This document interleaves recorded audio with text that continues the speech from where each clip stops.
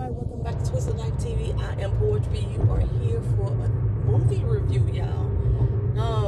I'm back in the theaters. I am back in the theaters, so I figured I would start bringing y'all movie reviews again. It's not on a regular schedule, but when I feel the need to do so. And we're gonna start off with the Beast movie, starring Idris Elba, because it's the latest movie that I just went to go see. I may still do the Minions movie because I just saw that too within the past week. We'll see how that go. Right now, I'm trying to make sure I get through this light without having an accidente. Okay, so the Beast movie, starring Idris. I don't know who the show writer is. I don't know who the show producer is. One thing I do know is that this show, it brought out my prejudices, y'all. It brought out my prejudices, and let me tell you why. When I first saw the trailer, I see trailers in the movie theater. When I first saw the trailer, I was thinking to myself, why in the hell is Idris Elba, black ass, out here in the god doggone jungle fucking with a god doggone lion? We don't do that as black people. That was my first thought, right? Prejudice. Okay? And so that piqued my curiosity to make me want to go see this movie. Like, I couldn't understand how we got to this point, and I needed to see how we got there. Now, if y'all watch entertainment news, y'all know that Idris Elba was having a whole lot of backlash about this movie because his daughter actually tried out for the role and didn't get it. His daughter was trying out for the role as one of his daughters, and one of the reasons why they say she didn't get the role is because they didn't have the chemistry on camera as father and child. I didn't see the chemistry with these kids either, for real. To be honest, I got the drippage going on because I just wet my face and everything. I didn't see the chemistry for real with these kids either, that she could have done any worse. And it was a whole big stinking controversy, like, white folks put their family members in movies when they know that they ain't got no acting chops or skills.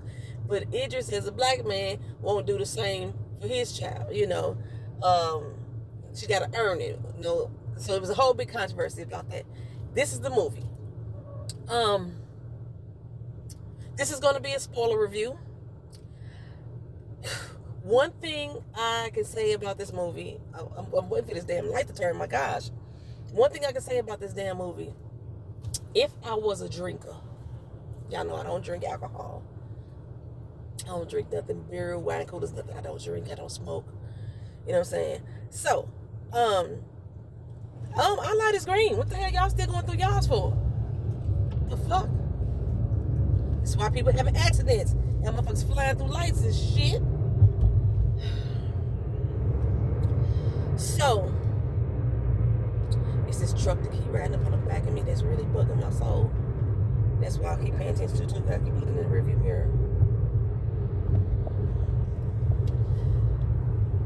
One thing that I tripped off of this movie that brought me into my prejudices, I kept saying, if I was a drinker and I was playing the drinking game, for every time that it was said for somebody to stay in the fucking car and they did not, I would be drunk still today. And I watched the movie 2 days ago. I would still be drunk. Now, I didn't go to the theater to go see this movie. And the reason why I didn't go to the theater is because when I looked it up to go see what the show times were, there was one for the entire day, 10:30 p.m. And I was like, I gotta go to work tomorrow. So I can't sit here and watch a movie at 10:30 at night, because I know, for one, I know I'm gonna fall asleep in the theater. I'm not as young as I used to be, and I'm not even sure this movie's gonna be as exciting. Like, I know when I went to Black Panther, I went all times of the day. I'm not sure if this movie's gonna be exciting enough to keep me awake. So I started asking my friends on Facebook, like, have anybody seen this movie? Like, is it that bad that it's only one showtime for the entire day? I mean, I searched all the way from Wednesday through Sunday, one showtime per day. I was like, this movie just came out August 12th. Is it that bad? It's movies that's been in the theater since June. Top Gun is still in the theater. The Minions movie came out at the beginning of July. It's still in the theater because I just went to go see it. And this movie been out in the theater since August 12th, and it's down to one showing per day. I was like, this got to be bad. Oh, this got to be horribly bad. So I got it on Amazon Prime. There's still very few movies that are still streaming that's shown in the theater at the same time. Usually they go on Amazon Prime after they left the theater, but it was still on Amazon Prime. I said, you know what? I'm gonna pay this $20 and watch it on Amazon.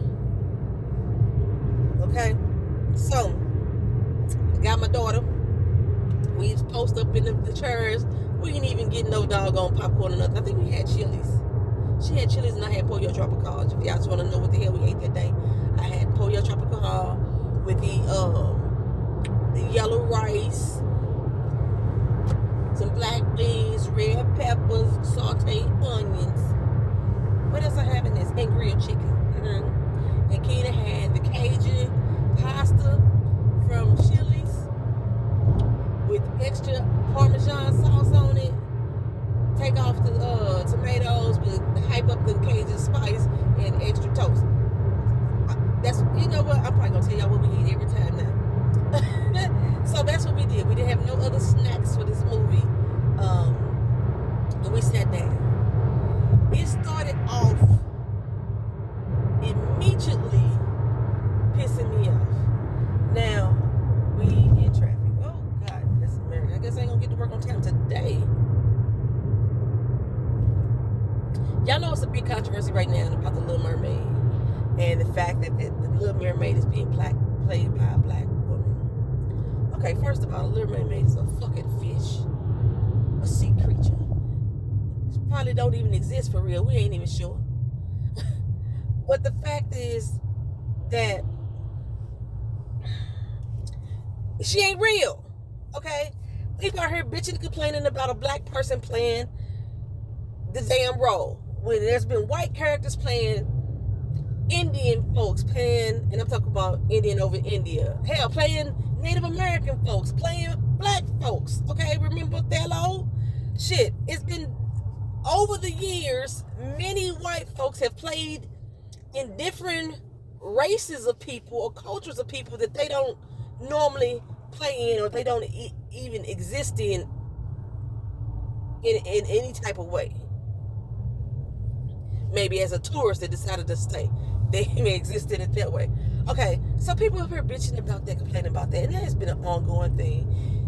Usually when black people get into roles that are supposed to be slated for white actors, it's a whole big stank-a-dank-dank. When black people remake a role that was situated for a white character, it's a whole big stank-a-dank-dank. Okay, well, I'm here to tell y'all right now, this Beast movie, if I had to ever say it, this Beast movie was definitely made for white people to play in, because it does not make cultural sense to me that a black person or black family is in this circumstance at all. It doesn't make sense at all. Now, I know this movie is set over in Africa. It's set over in Africa. So you're like, okay, fine, it's African people playing African in an African movie. No, man, Pam. This role was made for those curious white folks that we see in the movie that don't know how to stay out of nature's fucking way. That's what it was.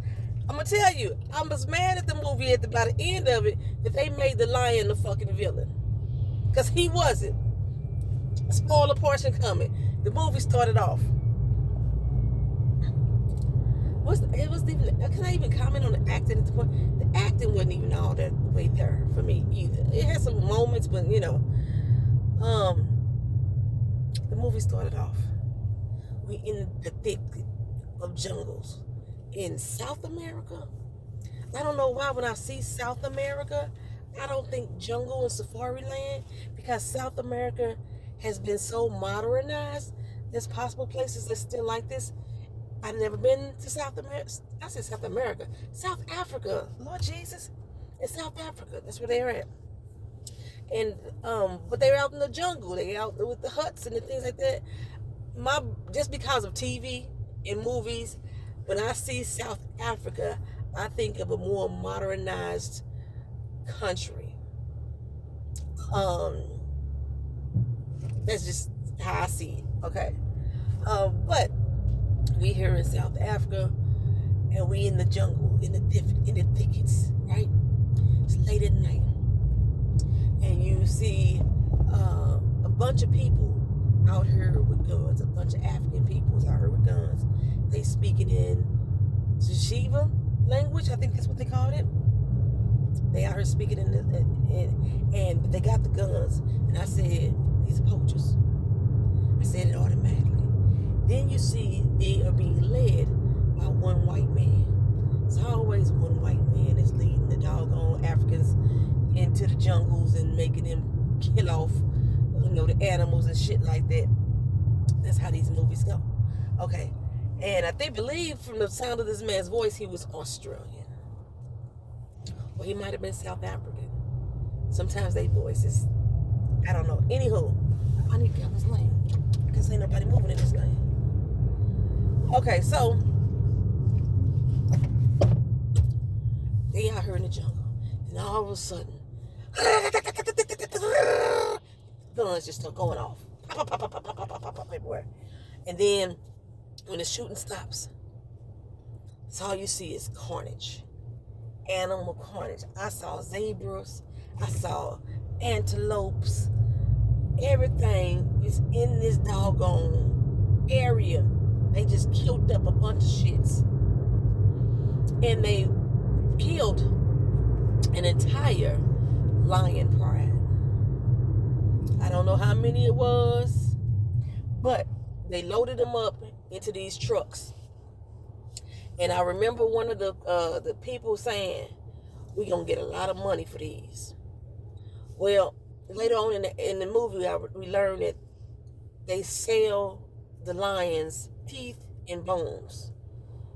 I'm not sure exactly what they're doing with them. We know with elephant tusks, they make ivory. With giraffes and cheetahs, and they use their coats for coats and, fashion, snake skins for boots and shit like that. So I don't know. I didn't know exactly what they were doing with these lion teeth and bones, but that's what they was doing with them, right? Well, out in the woods, we hear some low growling. They realize they missed one. It sounds hurt. So they go out there to start looking for these doggone lions in the jungle, right? And one guy disappears. And all of a sudden you hear him screaming. And so people go running after him, trying to figure out where the scream's coming from, why he's screaming. He comes out of the woods, walking, holding his neck, deep gashes, deep, thick, like shark bites in his doggone neck, in his torso and everything. And he walking and stumbling. And everybody's like, what the fuck? Oh, it's still one. We got to get that one. Because now he mad that we done killed off his whole pride, right? So this is what creates the villain. Y'all done killed off this motherfucker whole family. All his friends, the zebras and the giraffes and the doggone antelope. Y'all killed off all these motherfuckers and his entire pride. And y'all don't expect him to be mad. Make it make sense. So, old boy dies, right? And the other was still saying, oh, we need to catch this one. That's what greed will get you. Greed will get you this point. Because you already got a whole pride full of damn lions that lined up in the trucks, and you got to get this one. But they said, the reason why they was going after this one, because if they didn't, he damn sure was going to come after them. And baby, did he come after them with a vengeance. He came after them and fucked majority of them up. Some of them got away. I didn't think they did, but we saw some of them got away because we seen them later on in the movie. Okay, but that's how the movie starts. So y'all know I'm already mad. Why y'all fucking with this goddamn lion? Y'all out here in his motherfucking territory, killing up his people and shit. Leave him the fuck alone. Okay, that's how I was feeling. So I'm mad already. And next we see Idris and his girls. They're on the plane coming home to South Africa. Coming back to South Africa. Apparently, Idris lived there. His name was Nate. He was a doctor. He had 2 daughters, Nora and Meredith. Meredith wanted to be called Mare. Let me tell y'all, through this whole movie, Mare got on my black nerves the entire movie. The way that she talked to her father, the way she didn't listen, and the things that she did was so not typical black girl. This was some shit a white kid would do.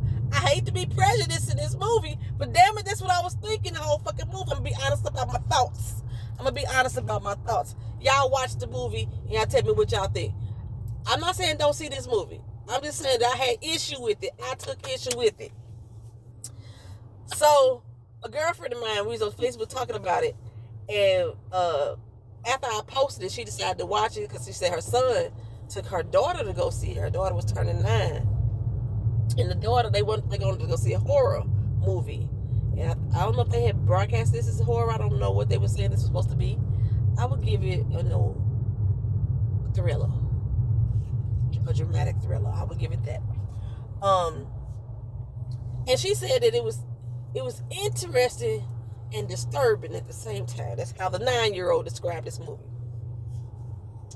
But the way, like I said, the little girl Mara, the way she was talking to her daddy, the way she was, I was like, no, this ain't some shit.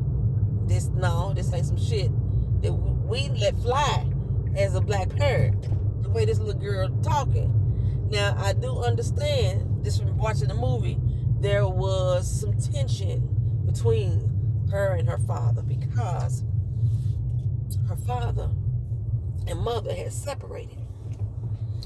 And during the separation, the mother had got cancer and died. Now, the signs, she probably developed cancer before he separated from her. And so he was feeling a whole lot of guilt. He was feeling a whole lot of guilt about the fact that, I'm just not, I need to get off and get around this. Oh shit, getting off ain't no better. He was feeling a whole lot of guilt about the fact that he abandoned her. But I was like, she was sick after y'all separated. Now, not divorced though. So I guess he felt he needed to come back home.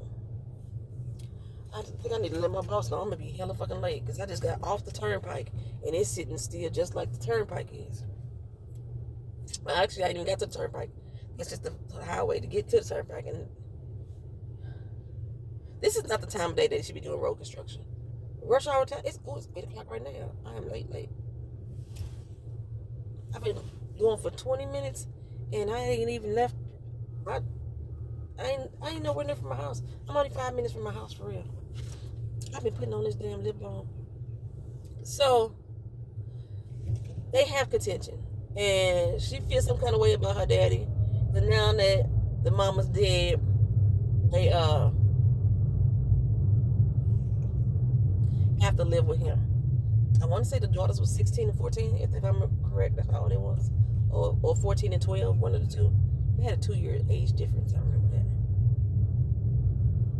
So is the turnpike sitting still too that they can't get on the turnpike? Because where I got off at, if I can cross the street, I can get to the turnpike. But they ain't moving either.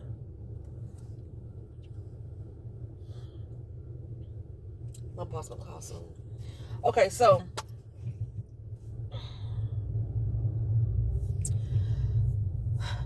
there was a point in the movie, I want to say about 3-4 times, every time that Idris fell asleep, he would have this vision, I can't even call it a dream, of the wife. It's the only time we saw her in the movie. It's in pictures and in his dreams. And in the dream, he is walking through an African village, surrounded by a bunch of women, and she's sitting there. And he wakes up out of breath every time. Me not understand the purpose of him having these dreams other than he was feeling guilty, which we already knew that because he verbalized that. But the dreams played no other role. The dreams played no other role. Am I going to the right so I can make a turn? I am.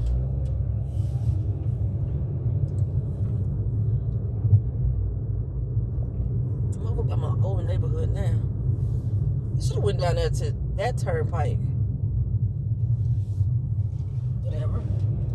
Like I know from my old neighborhood, it take me 40 minutes to get to work. I'm gonna be hella late today, baby. Hella late. Alright, let's get it, bitches. Don't do that. Don't do it. So they go over here and they go find their old friend Martin, right? Martin is the guy who apparently grew up in this village and knew the mama well.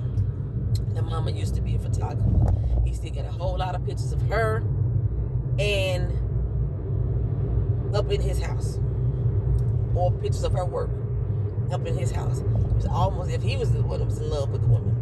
Well, he said that he had met her. They grew up together. They lived in the village together. She taught him all about the village and took him all around this, then the third. And then once she got into university, he introduced her to Idris. They fell in love and got married. Okay. What the fuck is going on?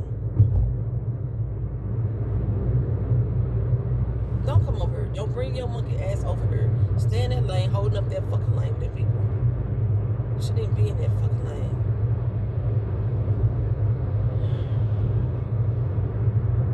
Don't pull out truck. And truck pulled out.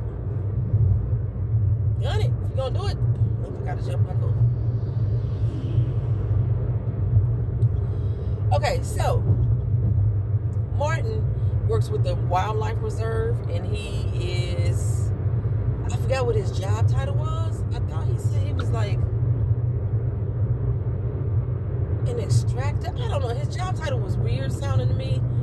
Basically, I guess he was supposed to be out there to protect the animals, but come to find out, he is the type of person to protect the animals. What he does is kill poachers. So his job is to kill people. That's his job. He's protecting the animal by killing folks. That's his job. So they go stay with him, and when they're at the house, that's when we sense the tension between him and Maury. She don't want to unpack. She don't want to talk to him. She don't want to come to dinner. He don't know how to have a conversation with her.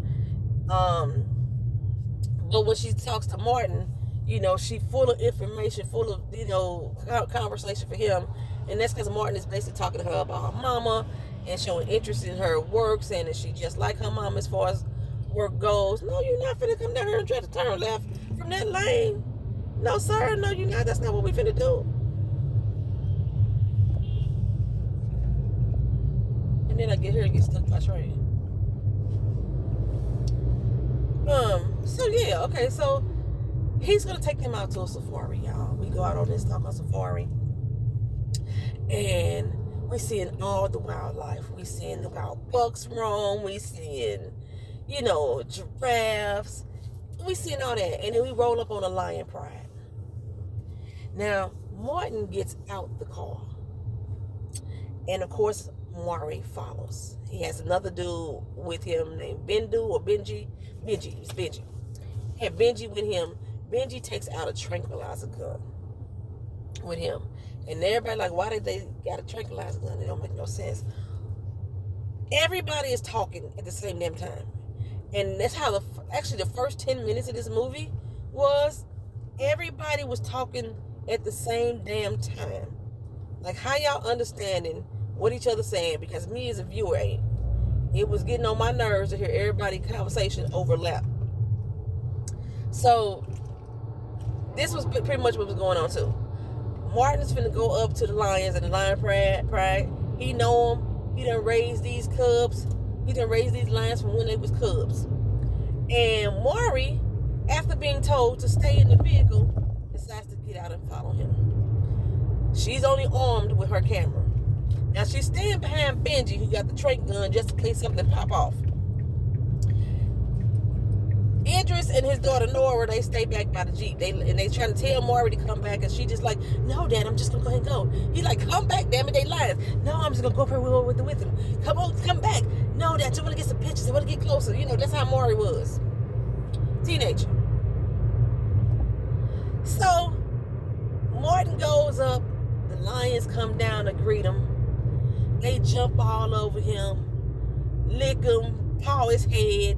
They're all happy to see him. They're happy to see him, these two lions. Okay. We get the explanation about how the pride works. The men are the protectors, the women are the hunters. You know what I'm saying? So the men lion are the ones that came down to greet him and hug him and all this stuff. So Marvin gets to take her pictures, but Benji's still on the ready with the trank gun in case one of these motherfuckers pop off. Okay. So as they get closer, Martin notices that one of the female lions is wounded, and it appears that she has been shot.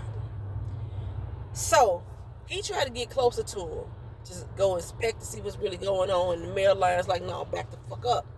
Okay, remember the male lions are the protectors. Stay the fuck away from her, back the hell up, right?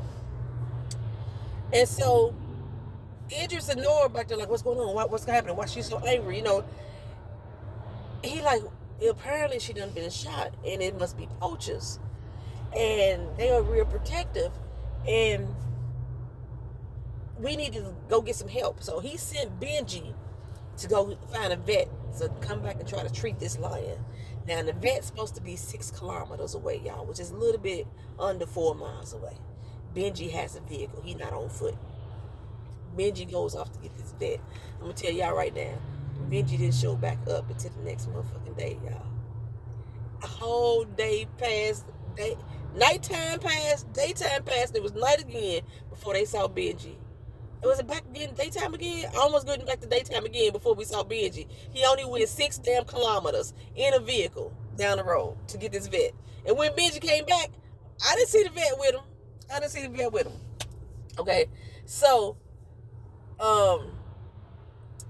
Martin decides, he asked Idris, like, do you want to hug the lions? You know what I'm saying? You want to come up and meet him? And Idris was like, no, I'm cool on that. That was the last moment I felt that they was being genuinely a black person. And I know some people gonna be like, well, why people do this too? I don't give a damn. That's what I'm saying. Stereotypical in my prejudices is what I'm talking about right now. When he said, no, I'm cool on that, I don't want to fuck with that lion, that was the last black moment that I saw of Idris in this whole damn movie. So Martin says, okay, we need to go up to the village. We're going to find out if the people in the village know anything about these poachers, because they could be a problem. Okay, so they go up to this village. Nobody there. The fire's still cooking. It's still hot. Like somebody just quickly abandoned the village. And he like, I know these people. It's a whole lot of families up here. I know at least 15 families up here. Where the fuck they at, right? They going around, and, you know, Nora and Maury are told to stay in the vehicle. Idris is told to stay in the vehicle. Idris gets out the vehicle first after Martin goes into the village. No, they all go. No, that's not true. They all go into the village together. They all go into the village. But when Martin realized there wasn't nobody around, he told everybody to get back in the car. So the girls to get back in the car, told Idris to get back in the car, and nobody got back in the car. Idris decides to go follow Martin. Now Martin is armed with a gun. He going around to see what the hell is going on. He follows him, tells the girls, stay back, stay in the car. Don't follow me, don't come to the village.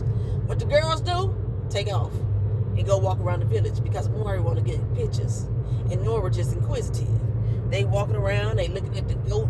There was only one left. They saw one goat running around town, and they going through the village, these little huts and things like that. Martin comes up on a pavilion filled with dead bodies. They scarred up, like I said, like it looked like shark bites and scars, and it's big ass horse flies just buzzing all around, all this open flesh and wounds and stuff. And Martin It's like telling everybody, stay back, get the girls back in the car. They don't need to see this. They don't need to see this, right? Idris is following him. He comes out like, girls, go back to the car. He don't even know where the girls at. They somewhere else in the village still walking around. They still walking around the goddamn village themselves. And he's screaming at them to stay in the car. They ain't even near the car. They goes around, they find all these dead bodies, and Idris walks in there, and he like, what the fuck did this? You know, based off of the type of wounds, Martin say, this gotta be a lion. But lions don't usually kill and not eat their prey. So something is going on. He said he thought back to the poachers. He said, this lion is mad. He know who his enemies are. He after the poachers, and he gonna take out anybody that look like them. That's what this lion was smart as fuck, y'all. I'm telling y'all. And being that this was seemingly a fresh kill, what I didn't understand why everybody was underneath the pavilion. Everybody, the whole village is underneath the pavilion, as if the lion had dragged them all into one spot. It didn't make sense to me. I'm like, and if you was all under this pavilion at this one time, and you saw this lion coming in and attack it, why the fuck some of y'all didn't run? Motherfucker can't attack everybody at the same damn time, but everybody dead under this pavilion. Just laid up, just dead. So Martin was like, okay, we got to get out of here. We got to get out of here fast. When they gets ready to leave, we hear, oh, Nora is nowhere to be found. She done took off, or was it Maury? I want to say it's Maury. Because Maury was always running the fuck off. No, it was Nora. Nora had took off. Nora had came up on a singular body by itself next to a cow that had been like mutilated by this damn lion. And while they there, the lion rush at their ass, right? Martin is gonna find this lion. Oh, I think it shoots at him. He shoots at him, and then the lion runs off or something like that. So Martin is gonna go find this fucking lion, y'all. He tells them to go back to the vehicle because they were on the road. So they was on the road to go somewhere. They was on the road to go somewhere. And they ran into a man who had been mutilated. Mutunde. He had been mutilated by the damn lion too. That's what made Martin say he finna go off and just try to find a lion or go try and help or both. And told Idris to stay back.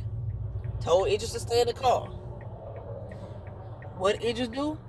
Got his ass out the car again. Because he want to go save Matunde. Matunde has been mutilated, like I said, by this fucking bird. And, not this bird. The lion looked like a bird in the face. Had been mutilated by this damn lion. And so Idris, you can't save him. He want to go get some doggone needle and thread, try to sew the man back up. It ain't finna happen, sir. It ain't finna happen. So since he wasn't able to save Matunde, and Martin off in the woods with a CB radio, the radio in the car ain't working because, you know, they out here in the wilderness where don't nobody supposed to be.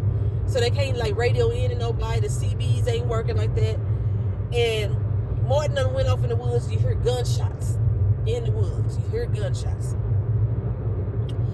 And so now Idris want to go run after Martin. He ain't got no weapon. But he finna take his ass after Martin in the woods. Black man, or the jungle. Not the woods, it's the jungle. It's in South Africa's jungles. Martin out here underneath the willow trees and all that stuff, you know. Cypress trees going through it. You see this big ass, these big motherfucking, I guess they crocodiles. Huge. Look like they had already swallowed the bodies in the damn water. What Martin do?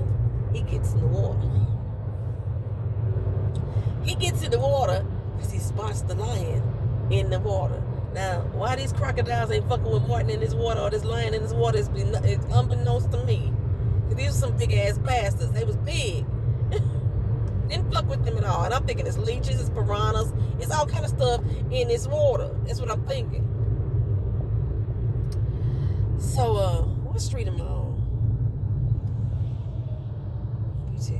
Okay. I'm just trying to get to the highway, y'all. I still go to the highway. So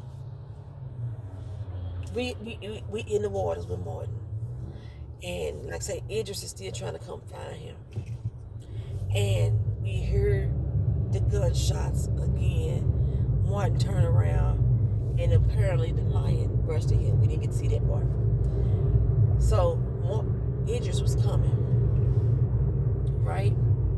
Now, Maury asked her and Nora, they still in the vehicle. She's still trying to radio in, trying to get help. The lion sees Idris and comes at him full force. I told you, I did jump a few times. I had a few jump moments. The lion jumped his ass at Idris. Baby, Idris took off running. Now, I don't know how fast lions run, but that lion should have caught him. But he took off running through the doggone jungle to get back to the Jeep. He made it just in time to get in the Jeep and shut the door, and that lion crashed at him. Jumped up to the glass, and it broke the glass. Jumped up on the hood or the sunroof, tried to get to the sunroof. Now, mind you, it's a whole window over here that's rolled down. A whole window over here that's rolled down. Was Idris inside?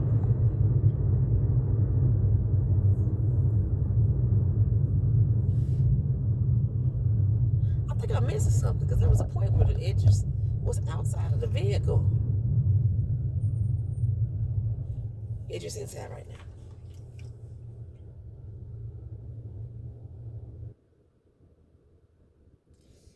Lion is attacking. Is going full force, full throttle at them. The lion realized, oh, it's a window over open. That motherfucker jumped through that doggone window. Big ass head came through, claws came through. Fucked Idris up. Idris was kicking it in the face and everything like that. And they tried to, he fighting off the lion, kicking him in his face. The lion is clawing him up, scratching him up. His legs all scratched up. He getting all bloodied and everything. And somehow they get the lion away from them. So they drive down the road. They got to take the vehicle off and they drive down. They got to leave Martin behind. Go on without him. Got to leave Martin. They drive off down the road. But they driving so erratically, they crash. They sitting on the cliffside, being held up by a tree.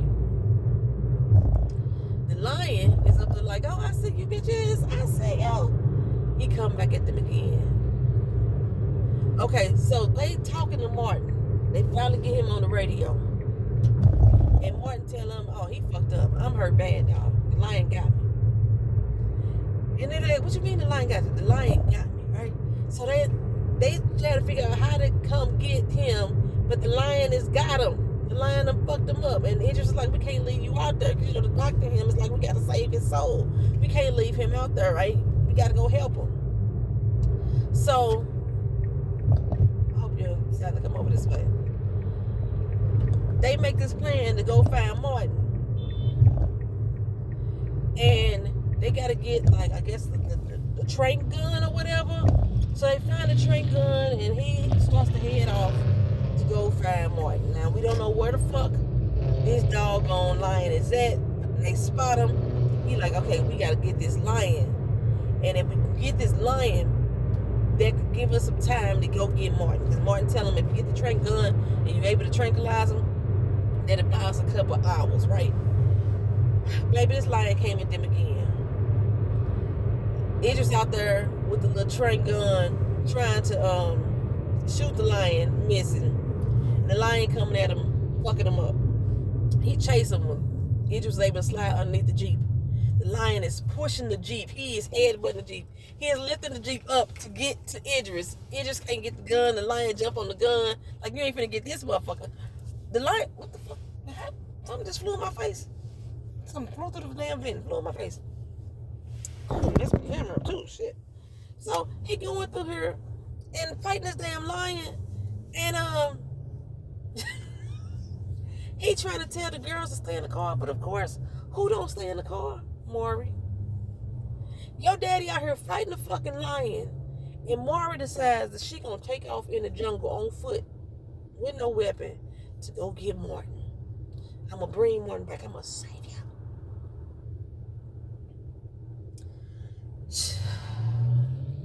They fighting this lion. Like I said, the lion is steady fucking Idris up, fucking the vehicle up. The vehicle can't go no goddamn work because it busted into the tree. And somehow Nora has a trank in her hand. And while the lion is out there trying to get her daddy underneath the damn Jeep, she reaches out and stabs the lion in the ass with the dart. Okay, so that made the lion a little love drunk. He wasn't really fucked up for real. He was just a little love drunk. And he goes off. So while he goes off, Maury finds Martin. He's all mangled and everything, and like I say, and tore the fuck up. But she able to walk his ass back to the damn truck and get him in the damn truck. I didn't think I was gonna do a full review like this. Then the movie was only an hour and a half long, and I'm only at 47 minutes. So pretty much, okay, I'm gonna try to speed this shit up. She get his ass to the damn truck. You know, they try to save Martin's life. You know, he's suturing him up with the little first aid kit that they got.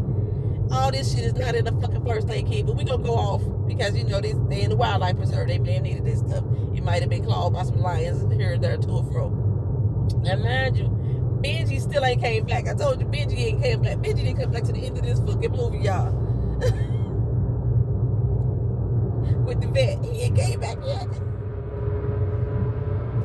So, this lion is like around the vehicle. They got 4 bottles of water. They like, we can't make it with 4 bottles of water through the night. The 4 bottles of water pretty much equal 2 bottles of water. They ain't got no food. They're like, we can't make it out here with 2 bottles of water. Y'all only overnight. Y'all can make it the goddamn overnight with 2 bottles of water. Between the 4 of you, I don't know how we do it. Most average person can't even drink a fucking bottle of water the whole goddamn day. You can make it. You can fucking do it. And nobody could think about food though. Like, what we gonna eat? Nobody think about food. They just worry about we ain't got no water. Martin in here bleed the fuck out with these little sutures. And heated up his little knife with the Zippo lighter so he could try to like cauterize the wound, try to keep him from bleeding. Because other stuff wasn't working. And Keita like, you ain't giving him no belt to bite that or nothing like that.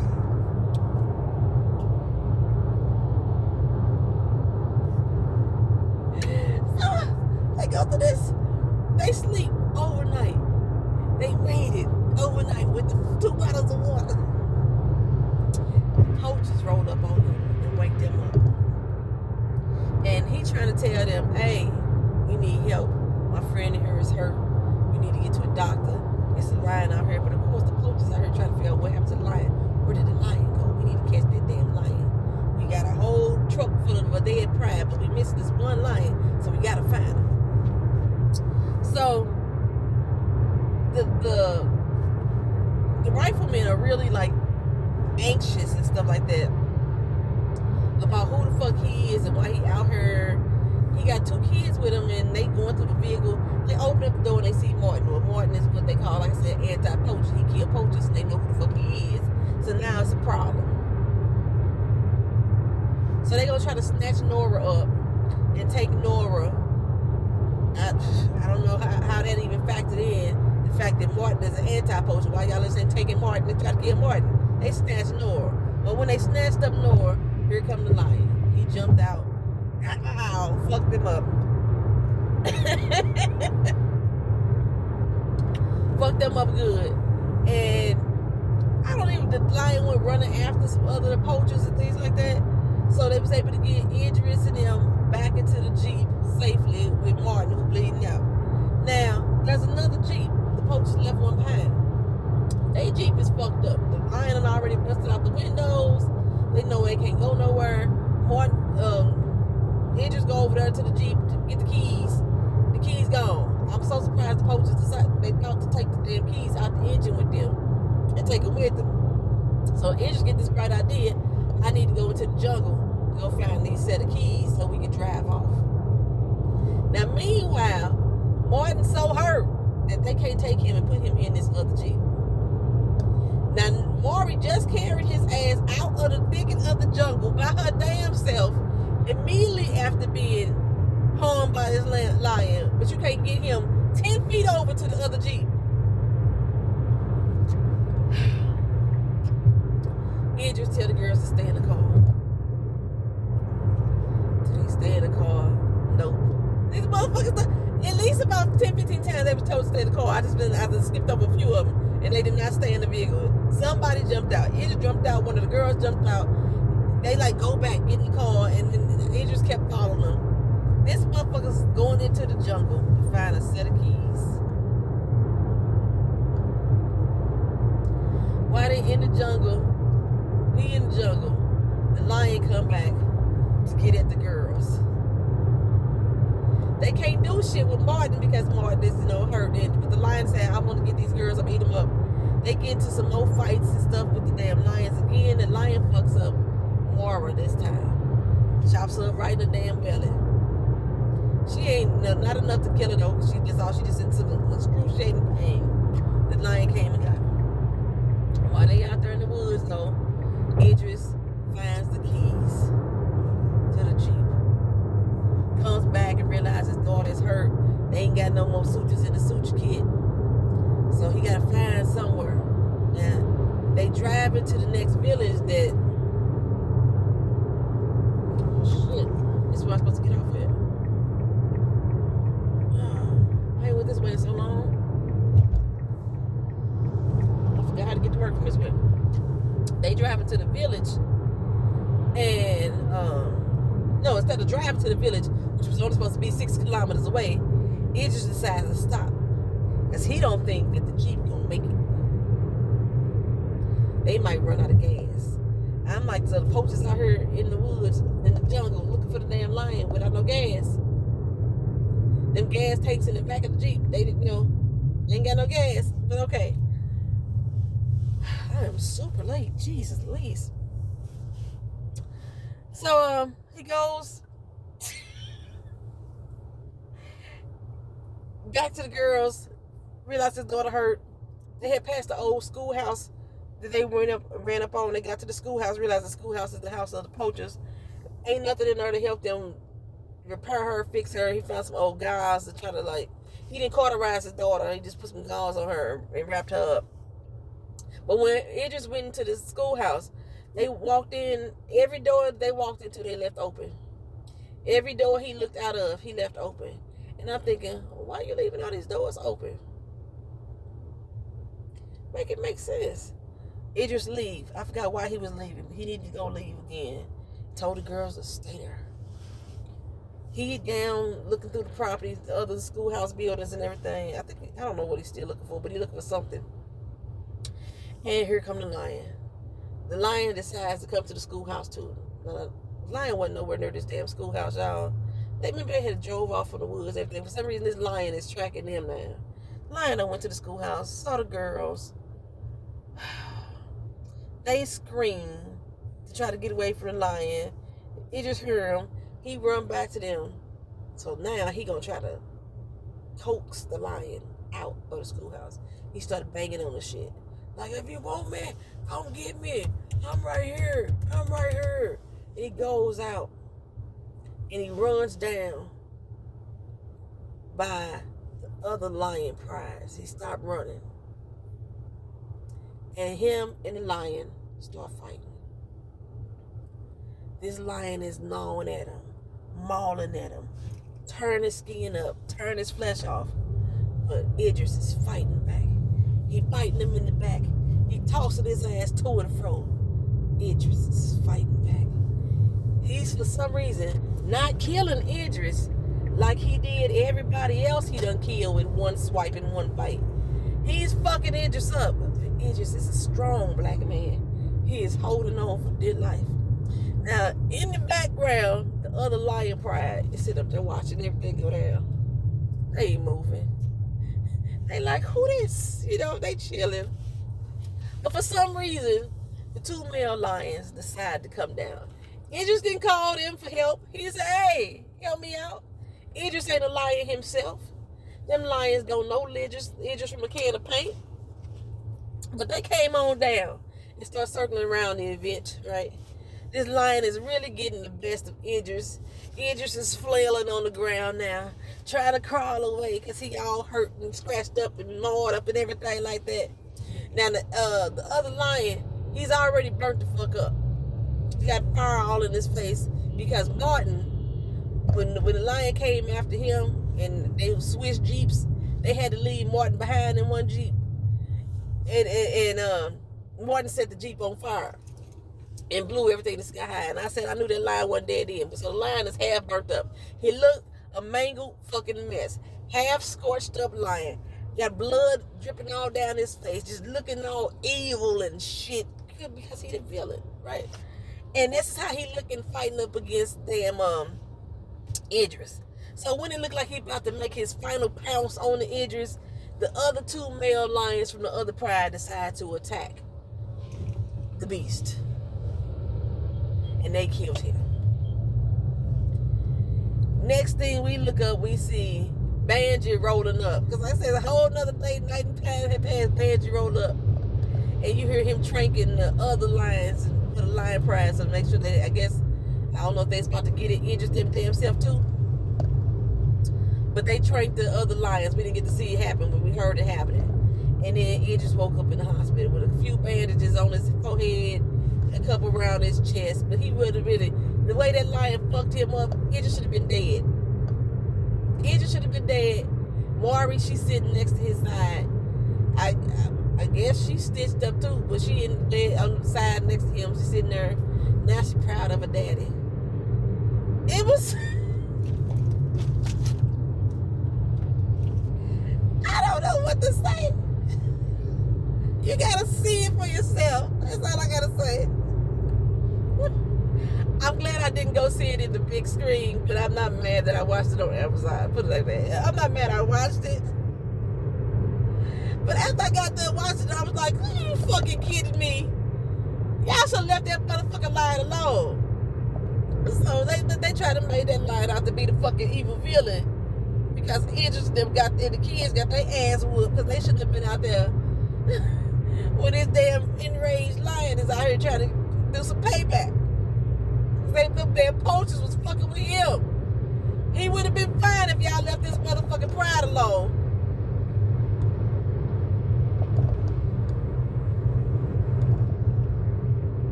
The acting was subpar.